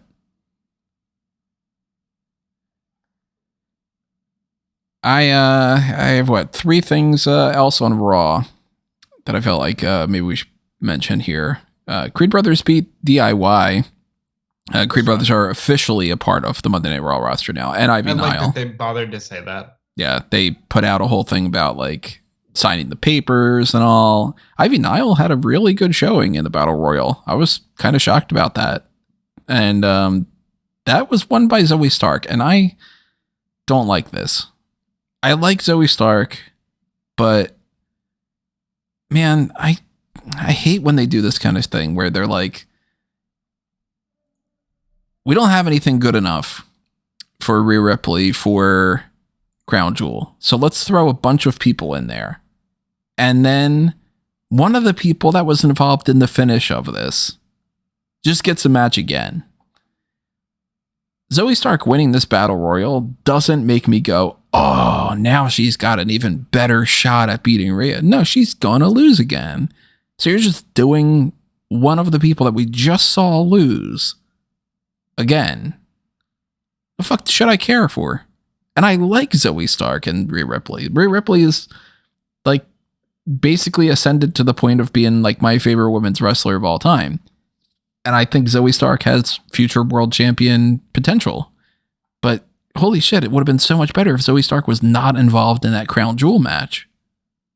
And then this was the opportunity that she got. Just do Shayna and Nia and Raquel and Rhea. Do a fatal 4-way. Have Zoe Stark win this. And then it doesn't feel like you're doing a lesser version of what we just fucking saw. I was hoping for anybody new to win that. Whether it was Ivy Nile or if it was somebody else. Just like, give me Candice. Give me, I don't know, anybody. Give me Nikki Cross for that matter. They've been doing this weird thing with her. Like, that would even be a little bit more interesting to me. Zoe Stark winning this to just be like, yep, I get another chance to lose. Cool. I mean, okay, I'm going to call out some issues with your logic there. You just said, give me Candice, as if I'm supposed to believe overnight that they're going to care about Candice LeRae. It still wouldn't. I mean, nobody's going to beat Rhea Ripley until Mania. So it's already, you're working against it, the grain like that. But we're working against the current, I should say. But at least if that's going to be the case, give me a new challenger rather than one of the same people that we just got. Or if you're going to give some of the challengers that we just got, it would have made more sense for Nia to be the person in there, because Nia wasn't involved in the pinfall. And she was the biggest person in the match. Why just go with Zoe again? Well, see, again, I had pre-written an article saying that Nia won, and I'm very glad that I was wrong. I didn't want to see Nia versus Rhea one-on-one. They're going with Zoe because they had a very clear spot in the match where Zoe had her beat, and Nia had to save her. So Zoe's like, I came the closest to beating Ripley that anyone's come since WrestleMania.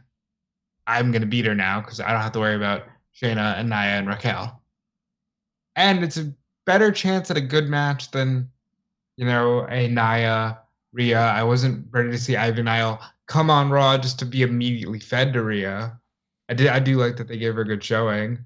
And yeah, like I didn't want to see Candice or Indy get it because I like Candice or Indy, they're not good. There needs some serious rehab. I just feel like this is another one of those weak title matches that they're going to Rhea where her championship hasn't really been all that great. And Survivor Series is looking pretty weak to me in a lot of ways where, I don't know, I'm not feeling like they care about Survivor Series. They've got one match and that's all they care about. But so like eventually here's the problem with that kind of mindset. You're saying that because you know that historically WWE doesn't care until Mania. So unless they did something like put Roman on this card or put Rock or Cena on this card, you're gonna instinctively think they don't care. I'm actually surprised that we're getting 2 championship matches in a War Games match. I thought we were gonna go full, just like, I don't know, champion versus champion, and whatever happens, happens. I'm surprised we're getting 2 War Games, 2 title matches. Well, we're not getting either of the world titles for the men, or any of the 3 world titles, I actually keep saying, for the men.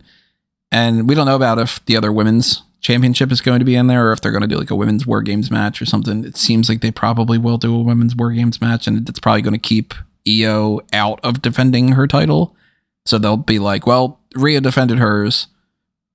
There you go. That's 1 out of the 5 world titles, technically speaking, is being defended here. For a Big 4 pay-per-view, to have the War Games match and 1 of the 5 world titles, to me is, I don't like that. And for that match to also be, it's somebody who got slammed onto somebody else that got pinned, and we're just kind of doing that again, feels like you're really just kind of killing time. Because they are. Like I said, I'm surprised we're getting this. I think this is effort compared to what I thought we were going to get. That's where I go into, like, I'd rather them just do the Raw versus SmackDown thing if they're not going to put the effort, because then at least it feels like it's like, well, you have a theme. They do have a theme. It's War Games. That's not a theme. That's one match. That's like, hey, Hell in a Cell's a theme. We've got a Hell in a Cell match. You know? They tried to sell people on that concept for 10 years. And they failed at it. I hate that War Games is a thing every year now. It's exactly the same problem as TLC and Hell in a Cell. They didn't learn that lesson. All they did was say, I like this cage more. And that's annoying to me. The Seth Rollins thing, I'm glad they did the Sami Zayn match. I thought that was at least like a step up from what we've been getting. It wasn't Sami and Seth in a tag team match against JD McDonough and Finn Balor or something, but it led to the setup of the War Games thing, which is still kind of up in the air a little bit. They did a commercial beforehand that said 5 members of each team, and we have 4 members of each team now. So the speculation is more so that Drew McIntyre will be added to the Judgment Day side, and then somebody like a Randy Orton will be added to the babyface side. But at least for right now, it's Judgment Day against Team Cody Rhodes with Jey Uso, Seth Rollins, and Sami Zayn, which does not incorporate the bloodline whatsoever, and also does not incorporate any of the whole, hey, let the games begin between Adam Pearce and Nick Aldis. So I wonder if a few weeks ago they thought they were going to go in a different direction and they just went, just do the fucking Judgment Day thing. Well, no, maybe they're actually going to go back to a time where Mania includes an interpromotional match or 2, and that'll be how you get your Usos match, and that'll be, something else, potentially. I don't mind it as much. I didn't want to see them jump right into Raw vs. SmackDown when you just introduced GMs. So I'm actually good with how they're doing this, because the Judgment Day have been on top of the shows and should probably get a main event out of it. And then, once we're done with that, we can push on to the Rumble, because we all know December doesn't matter.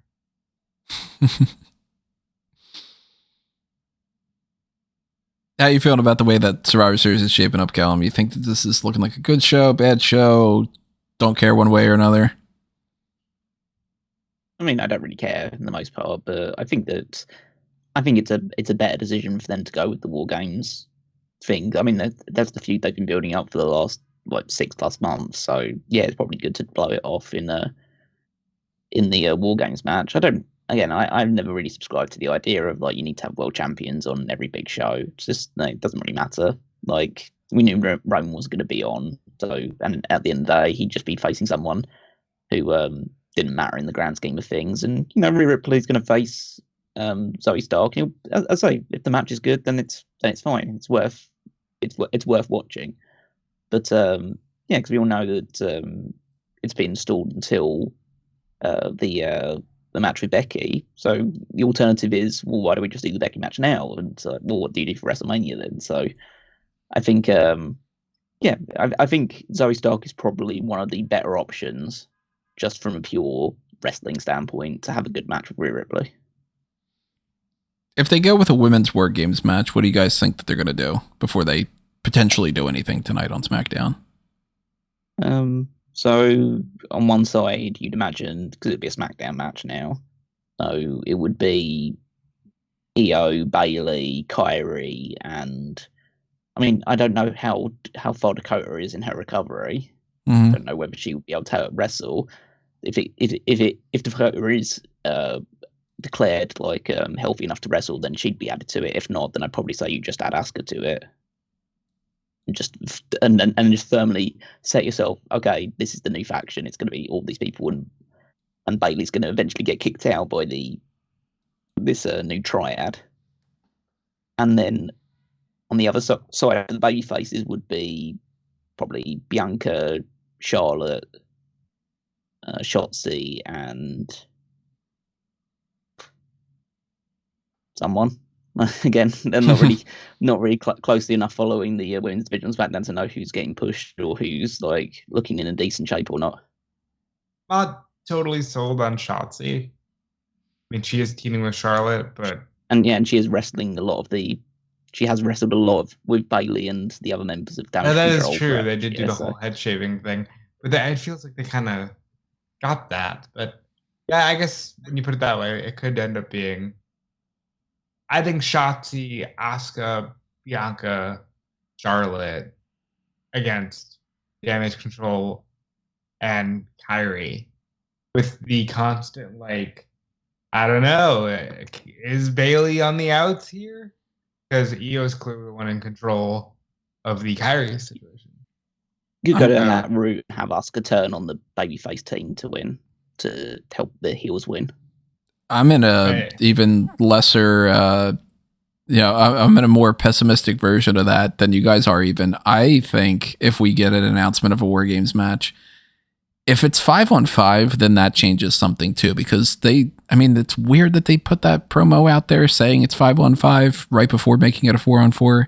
And it would be a little bit weird to me if they end up adding a fifth person to the men's match and then they end up doing 4-on-4 for the women. But then again, WWE has played fast and loose with rules plenty of times over the years, so it wouldn't shock me if they just do something that makes no fucking sense. But if Dakota's able to wrestle or if she's not, I'm kind of assuming that there's a chance that they could do something as stupid as this. And remember, keep in mind, this is not what I would do, but this is something that I could picture them doing. It would not shock me if Dakota is not able to wrestle and they go with Bayley, Kyrie, Io, and they're in some backstage stupid segment with Alba Fire and Isla Dawn. Because they did do something recently where they had Alba and Isla as coming soon to SmackDown, as if they hadn't already been there before. And then it's they're two heels, they go along with them and they just join the team. Not as part of Damage Control, but it's we fucking gotta do a War Games match because it's November, it's what I hate about the whole Hell in a Cell thing. And then they just feel like they need to force this team, so they just throw these two extra people in there. And then on the babyface side, you've got Asuka, Bianca, Charlotte, Shotzi, and Zelina Vega. And it's basically the equivalent of what you would do if you had the heels and the baby faces on SmackDown against each other in like a Survivor Series match, but without the elimination thing. It's just with the cage. Sorry, Charlotte, Asuka, Shotzi, Zelina Vega, and Bianca? Yeah, I don't see Zelina, but since you mentioned... Because Zelina's still a babyface, and she's still one of the babyfaces out there and all. Michin could be in there instead of Zelina, but, you know. You mentioned potentially 5-on-5 and potentially Dakota not being cleared. In that case, I think you just plug in Piper and Chelsea. It could be, because Piper and Chelsea are able to... And they're fighting Charlotte and Shotzi tonight. Oh, shit. Well, then, yeah, there you go. Instead of Alba and Isla, it's the women's tag champs and Kyrie, Bailey, and Io. Yeah, there you go. Yeah, which makes sense. There's also the Jade Cargill of it all. Nah, she's not doing it. You never know. She's not popping up until Royal Rumble. I'm sold at this point. That would be the smarter thing to do, but again, you never know. Now that you mentioned about the Chelsea thing, it's gonna be that's what it's gonna be. It's gonna be Bailey, Io, Kyrie, Chelsea, and Piper against Asuka, Bianca, Charlotte. And then 2 out of the 3 of Michin, Shotzi, and Zelina. That's it. Well, the switch up with the Drew McIntyre thing and all, we'll talk about that if that happens next week. And, you know, obviously we'll round out Survivor Series stuff when we get closer to that. But we do still have NXT and Dynamite to talk about. And on NXT, there's really not too much to talk about, though. We do have 2 people for the Iron Survivor Challenge. Dijak beat Tyler Bate. Tiffany Stratton beat Fallon Henley, who seems like she might have suffered a concussion in that match, which that sucks. Roxanne and Kalani Jordan beat Lola Vice and Elektra Lopez, because that's the best thing you want to do to somebody who just won the breakout tournament, is immediately have them lose a tag team match right afterward. Alpha Academy all over the show. Otis beat Drew Gulak. They're going to be there next week, and Tozawa lost the Heritage Cup match to Noam Dar, so they're just continuing that whole thing. Shawn Michaels must really, really like Noam Dar to where he's like, can we just bring back the Heritage Cup to just give you something? Because we can't give you anything else, but I really, really want you to have something. Because this... Well, he liked the Heritage Cup. He was a big fan of that. I'm not a fan. I hope that they get over that. Noam Dar continuing that, though, so I guess Dar is going to be just kind of keeping that until at least Stand and Deliver, probably. Braun Breaker beat Von Wagner. Wagner tried to injure him afterward. Breaker got away. Gacy cut another crap promo of like spitting about a bunch of nonsense of like, oh, I'm dark and mysterious and I hate things and I'm all, you know, my dad doesn't understand who I am. And you know. Hold on. He didn't say any of those things. Tony's just... He basically did. It's garbage. I hate that shit. He's all like, every time I walk into a room, it's all darkness. But I love the dark, even if I hate the dark. Sometimes I like the dark and I don't. He didn't say anything about dark. That's damn near verbatim. he said something. I'm not even joking. He said something about like, I don't even know what to. Voices in his head. I did a whole. It was like I hear voices in my head and I don't know what to do, but maybe I do know what to do. Or something, and it was like, this is stupid. Whoever's writing this, you need to go back to school. Joe Gacy is consistently one of my least favorite characters in WWE television. You being very like philosophical on some things and just completely dumping on other things today is tickling the crap out of me. I thought it was fine. Like they're not giving up on Gacy. He's just going a different route with the whole he's a psycho thing. I got to get a headline out of it. I'm not going to complain. Vic Joseph had the line of the night because Von Wagner put Braun Breaker through a table and Vic Joseph yelled into the microphone, yeah, I don't even care about my candy, because he's got the candy dish. And that was a great thing. But I think the biggest takeaway was, hey, Xia Li's still going after the NXT women's title. Yay. They're not going to just let that go. Good old Monday Night Raw superstar, Allie.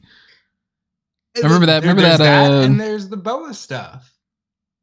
Boa stuff. You see, you're not even paying attention to the backstage segments. Boa he was behind the scenes. Has been infecting Dante Chen's eye, like Malachi Black or something, with each passing week. And I wonder if they're just going to wake up and be like, hey, we really like that Tian Sha thing from 2 years ago. Can we just do that? They're not doing anything with Wendy Chu. She's been injured, I think, right? Wasn't she one of the ones that got attacked around the same time as like Sol Ruka? Right. And then she came back real quick, but she wasn't actually cleared yet. But then they're gonna maybe they are gonna do that. Who knows? I thought that was kind of bright, and then we got the very CW. All right, Trick's gonna confront Mello, and just to say, hey, I didn't see who attacked me. Which Mello, I think 3 times was like, just to reiterate, you didn't see who attacked you, buddy? And Lexis King's like, I'm here. And Lexis King's like, yeah, why don't you tell the truth? Which I think is amazing that they already put this guy in the last segment of the show. And, Trick accidentally punches Mello. Mello gives him the side eye during the hug.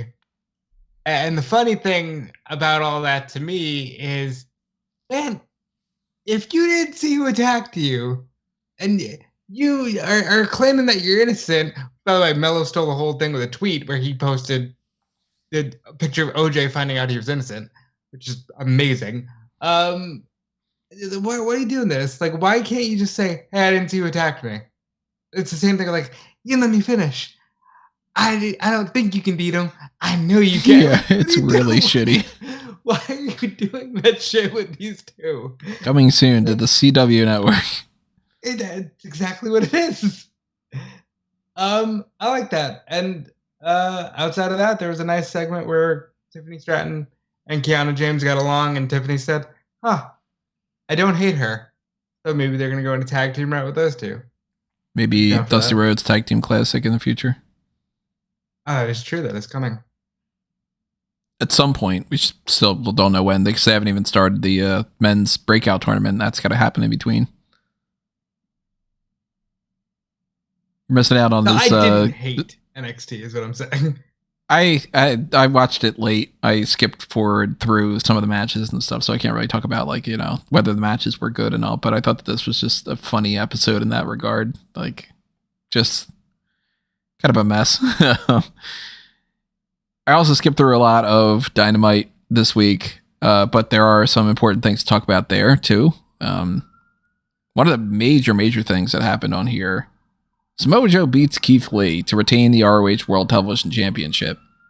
And then afterward goes, I am not here just to be your World Television Champion of Ring of Honor. Consider me hungry. I'm getting rid of this belt. I'm vacating it. I'm going after MJF and his world title by itself. And what a way to crap on that ROH World Television Championship. That is the overall problem. Why are you shitting on the Ring of Honor brand like that? You don't need to do this. Like, just...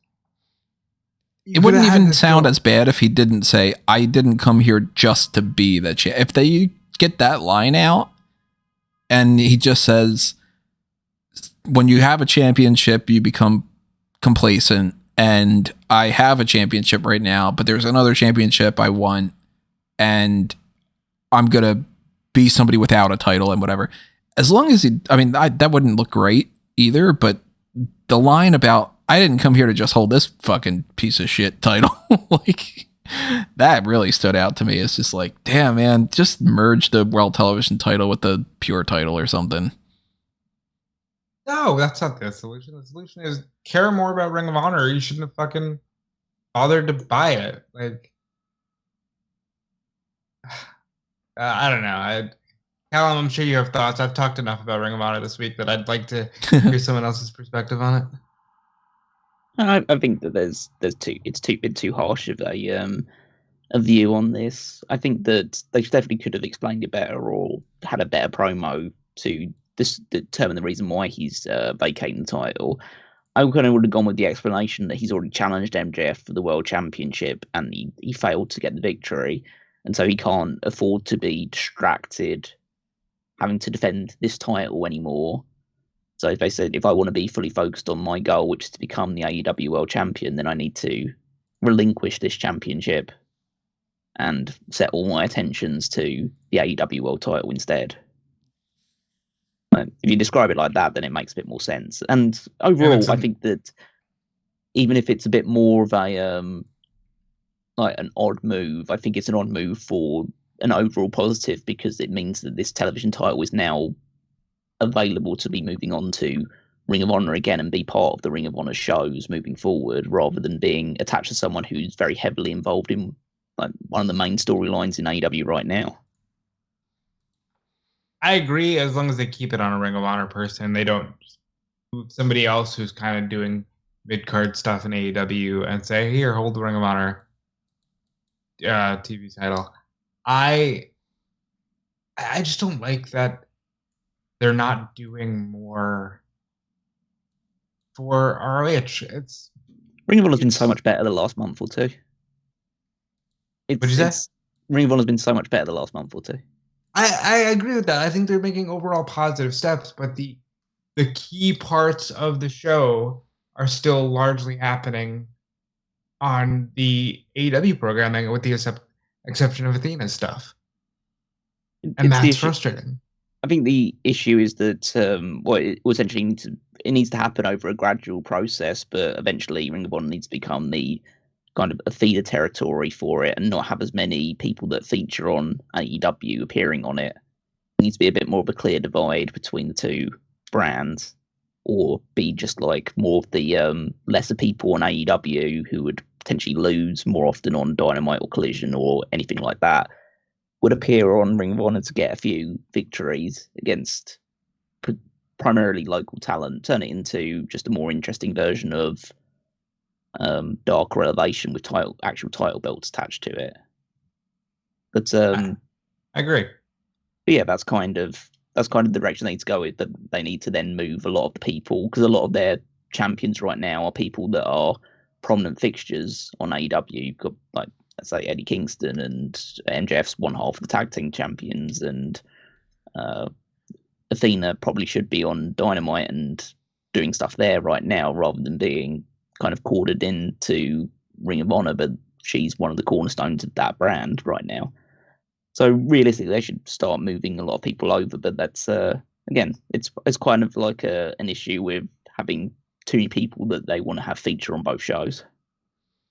Well, where would you guys like to see them switch over the TV title? I mean, we can assume that they're probably going to do something realistically, because we do have Final Battle coming up in a few weeks.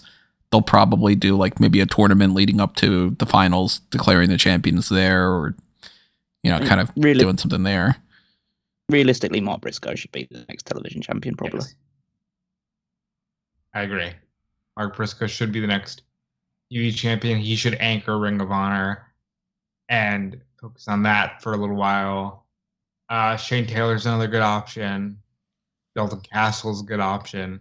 Just somebody who's more just like on the Ring of Honor side of things, because that's the main issue you need to fix. Yeah, if it was a tournament final, it would be like Mark Briscoe versus either Shane Taylor or Dalton Castle to crown the winner. But I'd say that, yeah, you'd make Mark Briscoe the champion. I'm looking at some people on the AEW front that I'm like, you know, I could see them moving some people over and doing that because they have a track record of that, but nobody's really standing out to me. It's not like it's that's where Ortiz goes. You know what I mean? Like, well, you do have Santana. Yeah, where like I kind of can't picture them just putting Miro in that spot, or Commander, or Luchasaurus, or, you know, like the nobody's really fully standing out to me. Maybe a Daniel Garcia or something could fit that spot or whatever, but yeah, I kind of do think it's just Mark Briscoe. And I think things might potentially change around NXT, because I know there was I don't know if there was like a big report or around it, but there was information about Ring of Honor television deals and how Ring of Honor was potentially a CW network executive went up to Tony Khan to talk about the potential of Ring of Honor being on that channel instead. CW woke up and was like, "We want wrestling. We'll take your wrestling." But Tony Khan didn't advance those things because he's waiting to see how the AEW television deal sets out in 2024, first of all, before deciding what will happen with Ring of Honor. So I think we might still be in this weird holding pattern mixed thing until Ring of Honor can get its own TV deal, which I think is a real possibility that it could happen. I mean, as I say, Ring of Honor might be like in this paid for thing right now, but I still think it'd be a more attractive prospect than NWA still. And if NWA can be getting into talks with a TV deal, then I'm sure Ring of Honor won't have too much trouble finding a place to call a home. Depends on how much money, Yeah, like if you can get Ring of Honor for the same price as NWA, I'd go for Ring of Honor. But if Ring of Honor wants several million more, I'd be like, well, for pocket change, I could get NWA, or if I have to actually put out my wallet for Ring of Honor, I might just be willing to pay a couple pennies for NWA. Yeah, but then it would just be a case of if they do eventually get this television deal or have a bit more of a place where you can get more eyeballs in Ring of Honor, then they'll probably be more comfortable with doing a clear brand split between the two. Deciding on, this person's a Ring of Honor guy or girl, and this person is an AEW person instead, rather than having to do a bit more of a mixing up between the two of them.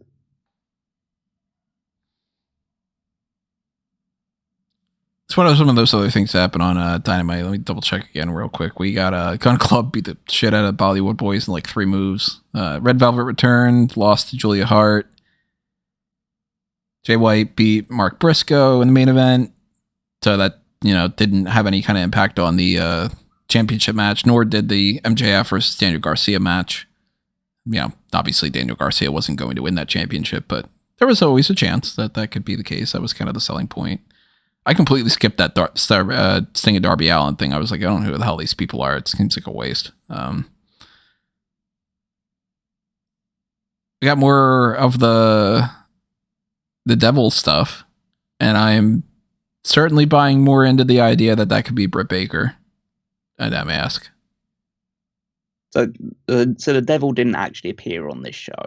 It was just the 4 minions throwing the Acclaimed through a glass window, which has already gotten people a buzz thinking that it's Jack Perry. Real glass.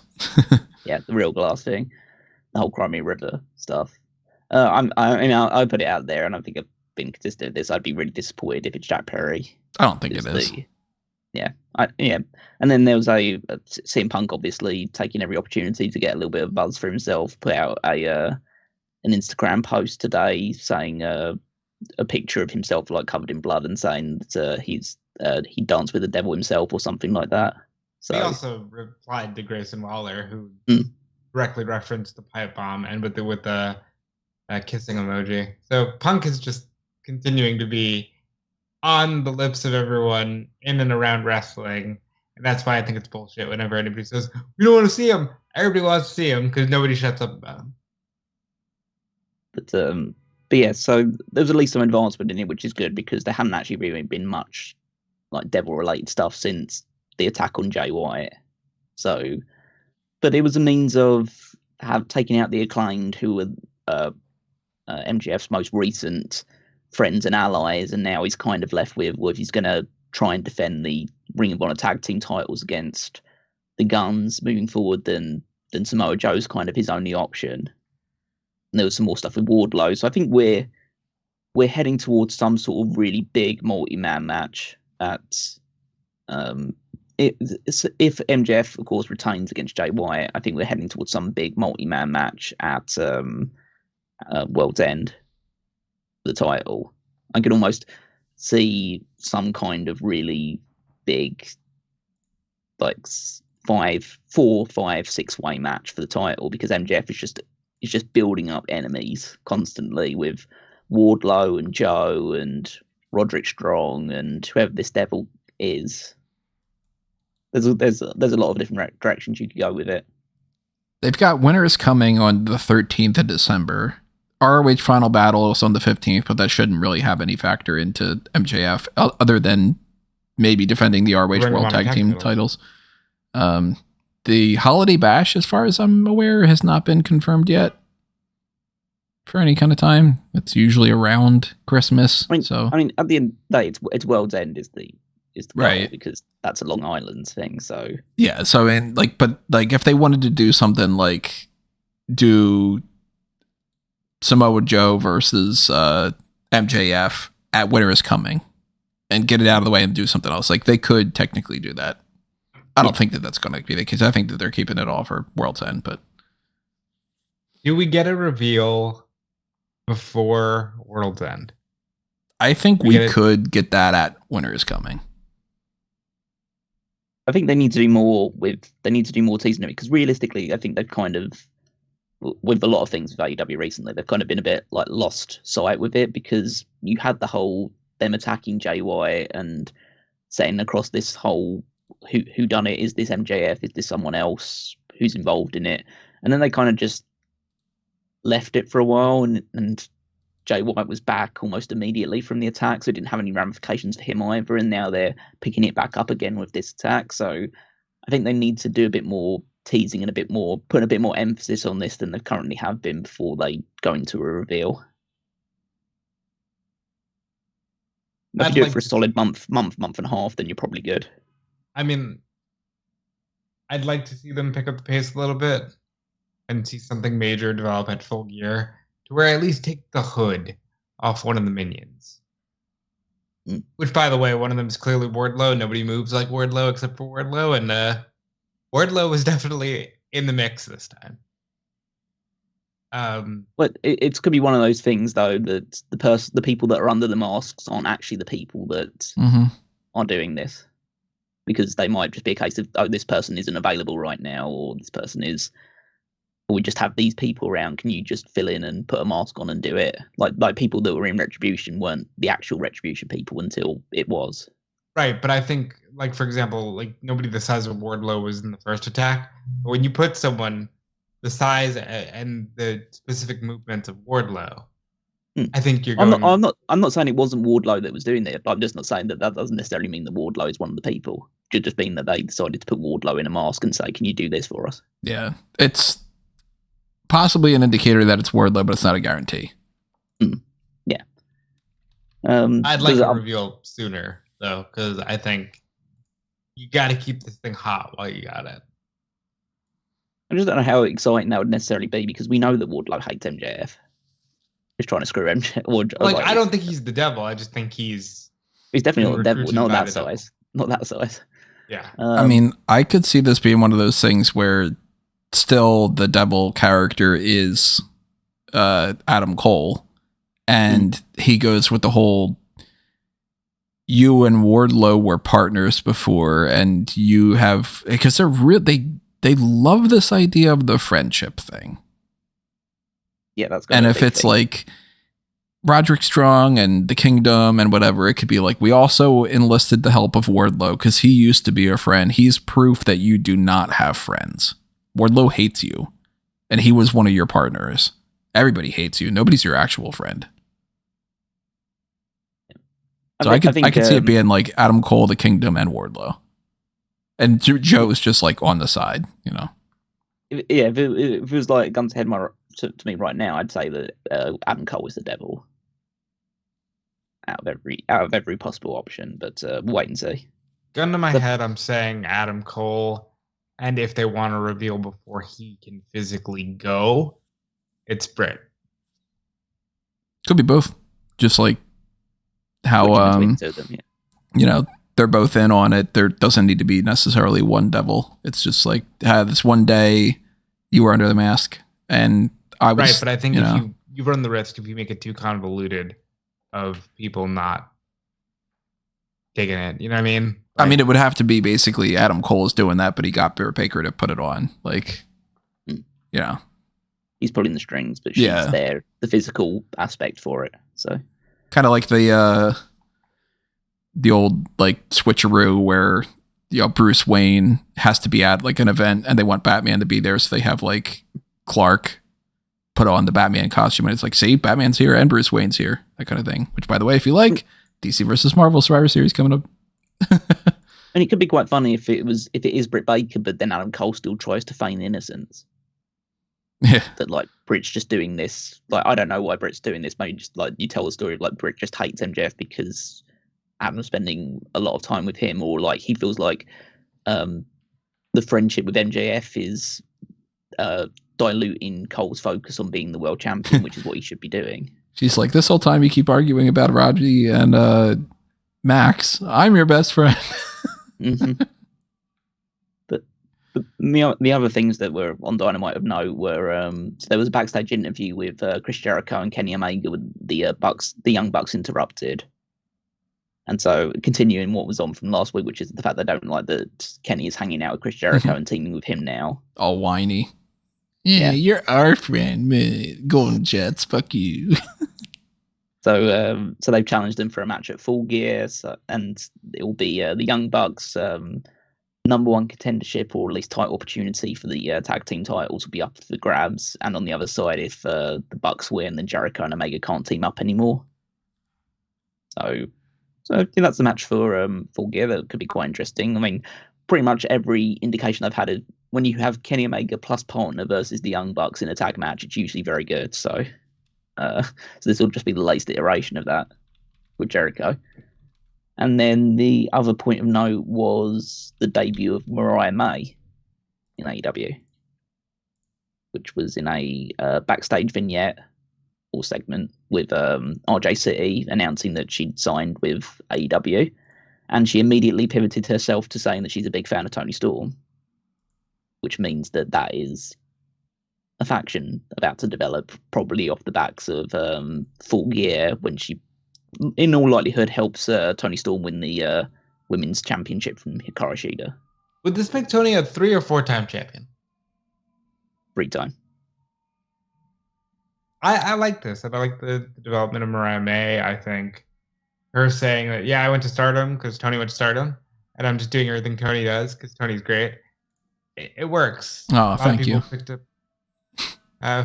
vibes of Mickie James and Trish Stratus, and it's good. I like the little crew that Tony is developing, even if I feel like the segments with her have gone too far already. They're too hammy. I still like what they're doing and that they're introducing new women. I was okay-ish with the one this week because at least it had like a wrestling angle. Like it was just a contract signing, just, with the timeless Tony aspect to it. But I think the Mariah May thing is an interesting new development for it. I mean, she's going by the glamour Mariah May, kind of fits with the whole timeless Tony Storm aesthetic. So yeah, I think that will be a good partnership for her to get her recognition developed in AEW by teaming up with one of the most established women's stars they have, and then you build on that to her eventually becoming a name in her own right eventually. So yeah, I think that was a muted debut, but one that will eventually lead to something better down the line. They should have gone with Marvelous instead of Glamour. Timeless Tony and Marvelous Mariah. Like Marvelous Mrs. Maisel. I think they went with that because that's how Mariah refers to herself, as they just carried over her previous moniker from how she refers to herself. Oh, if she already did that before, then yeah, never mind. Yeah. That's your hot takes for this week, everybody. Make sure you let us know what you think about all these things. Drop your thoughts in the comments below. What do you think is going to happen in the future for those things we were giving those predictions for? What philosophical nightmares do you have in your minds, or any of the other things we were mentioning? And of course, keep track of everything by following Smark Out Moment on Facebook and Twitter and the website, and subscribing all over the place and doing all that stuff. Do the same thing for fanboysanonymous.com for everything over on the geek culture spectrum. Things like the Blueprint Project or what you can find over there. And eventually you are going to find that crossover of the Marvel versus DC Survivor Series, which is going to be a 3-part fantasy booking of the Raw versus SmackDown-esque traditional elimination matches and the champion versus champion type things and all. And then eventually one about War Games, which is not even just 2 War Games matches. It is like 8 War Games matches that I had booked. So stay tuned for all that stuff for future episodes. That War Games one is going to be a dark cast, so that will be a members only one. But the other ones are going to be a main event of a main event of Smack Talk and on the Fanboys Anonymous thing. So when I record that, I'll give you more information about that. But in the meantime, also go to the link tree over on amangotree.com. Click on all those different accounts you see there. Follow those, like them, share, subscribe, whatever those things, those methods are, including at Toe Knee Mango on Facebook and Twitter. And follow Rob and Callum.